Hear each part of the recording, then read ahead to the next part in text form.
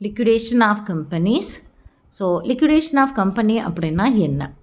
A company is an artificial person. ஒரு company அப்படிங்கிறது ஒரு artificial person created by law and end by law.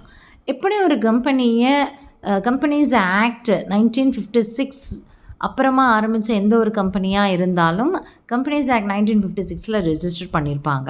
2013 தான் new companies act. அப்போ இப்போ start பண்ணுற எந்த ஒரு கம்பெனியாக இருந்தாலும் 2013 வந்து ரெஜிஸ்டர் பண்ணியிருக்கணும்.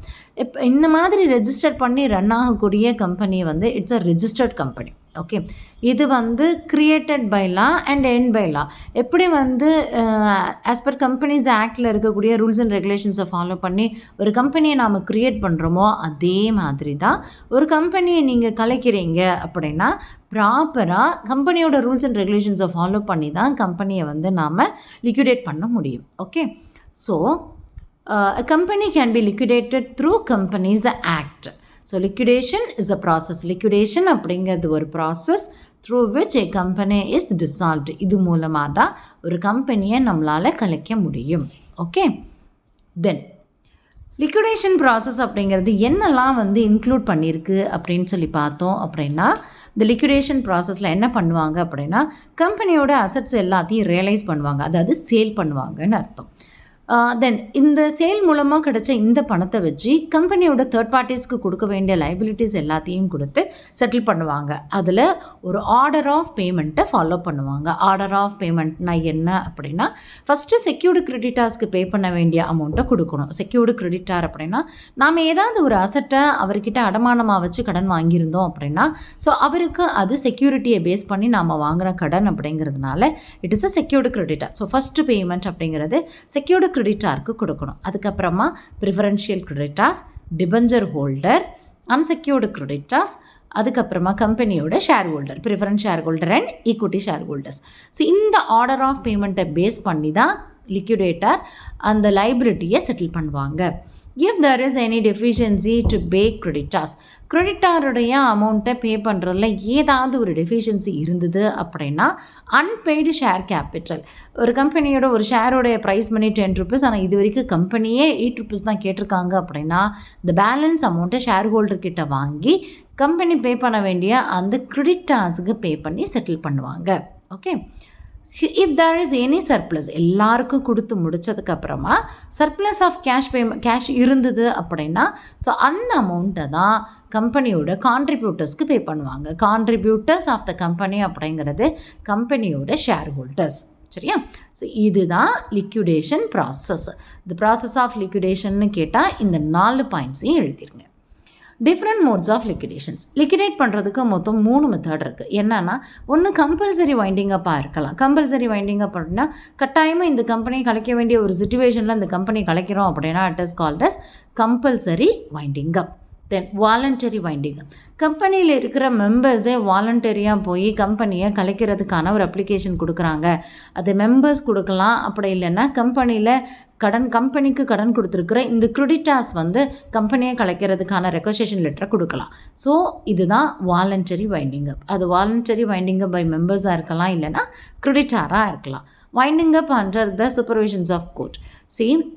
கம்பெனியோட ஆக்டிவிட்டீஸ் அப்படிங்கிறது இல்லீகலாக இருக்குது அப்படின்னா கோர்ட்டே கம்பெனியை கலைக்கிறதுக்கான ஒரு ஆர்டர் வந்து இஷ்யூ பண்ணுறாங்க அப்படின்னா it is supervisions of court மூலமாக இந்த கம்பெனியை கலைக்கிறாங்கன்னு அர்த்தம். ஓகே, ஸோ இதுதான் different modes of liquidation.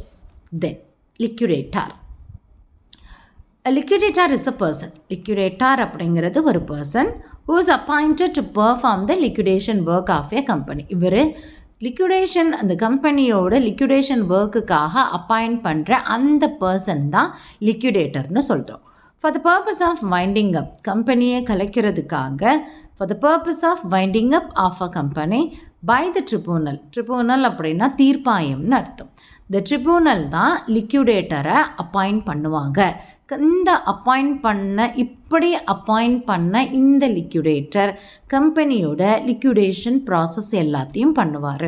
Okay, இவர் ப்ரிப்பேர் பண்ணுற அந்த ஸ்டேட்மெண்ட் ஆஃப் அக்கௌண்ட்டுக்கு பேர் தான் லிக்விடேட்டர்ஸ் ஃபைனல் ஸ்டேட்மெண்ட்டுன்னு அர்த்தம்.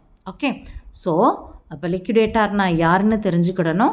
இந்த லிக்விடேட்டார் தான் கம்பெனியோட அசட்ஸ் எல்லாத்தையும் சேல் பண்ணி அதுலேருந்து கிடைக்கிற அமௌண்ட்டை தேர்ட் பார்ட்டி லைபிலிட்டி அப்புறம் கம்பெனியோட ஷேர் ஹோல்டர்ஸ்க்கெல்லாம் அமௌண்ட்டை கொடுத்து செட்டில் பண்ணி அவருக்கு எவ்வளோ அமௌண்ட் கிடச்சிது, என்னென்ன அமௌண்ட்டை யாருக்கெல்லாம் கொடுத்துருக்காருன்னு அவர் ப்ரிப்பேர் பண்ணுற அந்த ஸ்டேட்மெண்ட்டுக்கு பேர் தான் liquidator's final statement. Okay, the next. The following are the duties of a liquidator. லிக்விடேட்டாருடைய டியூட்டிஸ் என்னெல்லாம் இருக்குங்கிறது தான் இப்போ நாம் பார்க்க போகிறோம்.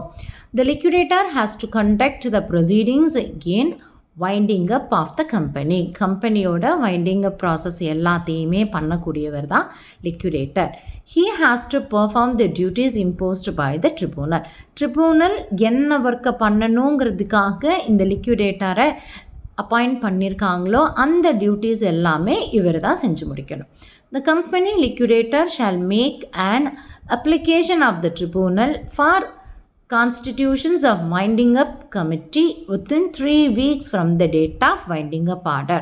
Winding up order வந்து 3 வீக்ஸுக்குள்ள இந்த லிக்விடேட்டரை அவங்க அப்ளை பண்ணுவாங்க. ஓகே, இந்த லிக்விடேட்டர் என்ன பண்ணணும் அப்படின்னா ஒரு ப்ரிலிமினரி ரிப்போர்ட்ஸை ப்ரிப்பேர் பண்ணி அந்த ட்ரிபுனல் கிட்ட சப்மிட் பண்ணணும். எப்போ லிக்விடேஷன் ஆர்டர் கிடச்ச அந்த 60 டேஸ்க்குள்ளே அந்த ப்ரிலிமினரி ரிப்போர்ட்டை ப்ரிப்பேர் பண்ணி சப்மிட் பண்ணணும். ஓகே, இது தவிர வேறு அடிஷ்னலாக இருக்கக்கூடிய சில டியூட்டிஸ் அண்ட் ரெஸ்பான்சிபிலிட்டிஸ் தான் இப்போ பார்க்க போகிறோம்.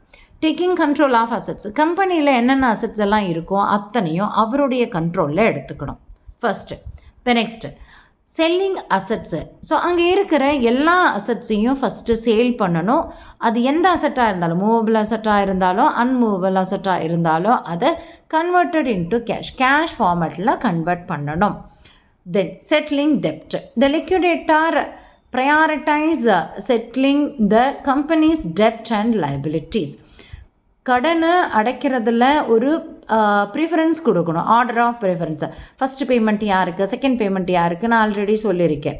ஃபஸ்ட்டு வந்து செக்யூர்டு கிரெடிட்டாருக்கு பே பண்ணணும், ப்ரிஃபரன்ஷியல் கிரெடிட்டார், தென் டிபெஞ்சர் ஹோல்டர், அன்செக்யூர்டு கிரெடிட்டார். இந்த மாதிரி ஒரு ஆர்டரை ஃபாலோ பண்ணி தான் இந்த செட்டில்மெண்ட் ப்ராசஸை லிக்விடேட்டார் பண்ணணும். டிஸ்ட்ரிபியூட்டிங் ஃபண்ட்ஸு, அதாவது டெப்டெல்லாம் கொடுத்து முடித்ததுக்கப்புறமா இருக்கக்கூடிய ரிமைனிங் ஃபண்டை கம்பெனியோட கான்ட்ரிபியூட்டர்ஸான ஷேர் ஹோல்டருக்கு அதை டிவைட் பண்ணி கொடுத்துடணும். தென் ரிப்போர்ட் ப்ரிப்பரேஷன்ஸ். அவர் என்னென்ன ப்ராசஸ் எல்லாம் பண்ணியிருக்காரோ அந்த ப்ராசஸ் எல்லாம் இன்க்ளூட் பண்ண அந்த ரிப்போர்ட், ஓகே, அந்த லிக்விடேட்டார்ஸ் ஃபைனல் ஸ்டேட்மெண்ட்டுன்னு சொல்கிற அந்த ரிப்போர்ட்டை அவர் ப்ரிப்பேர் பண்ணணும். தென் என்ஷுவரிங் ஃபேர்னஸ்.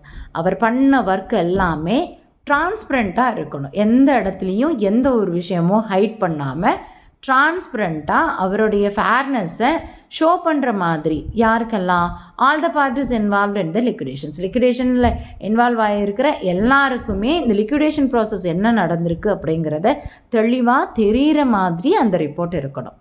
இதுதான் லிக்விடேட்டாருடைய டியூட்டிஸ் அண்ட் ரெஸ்பான்சிபிலிட்டிஸ். தேங்க்யூ.